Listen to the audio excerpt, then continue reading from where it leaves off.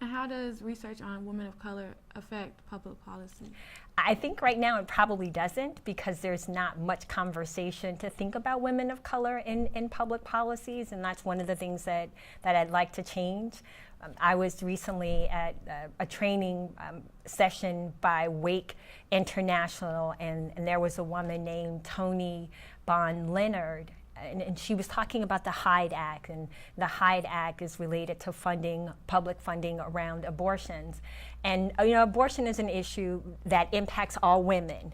But when you think about socioeconomic status, who your parents may be, what are the assets that you have, if it's more difficult to get an abortion, much less funding for it, that operates different if you're a white woman potentially versus if you're a black woman or Hispanic woman, an Asian woman, or a Native American woman, because many times in those communities, the resources aren't the same.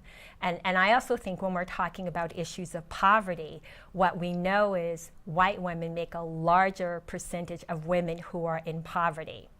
The group that we don't hear people talk about with respect to poverty is the Asian population. And so we have this perception, because they're considered the model minority group, that there aren't social equity issues within that group. And so that's one of the ways, in terms of thinking about policy, if you talk about people individually, then you have a better chance of prescribing policies that help everyone and not just more broadly, and then you still have certain groups that aren't getting ahead.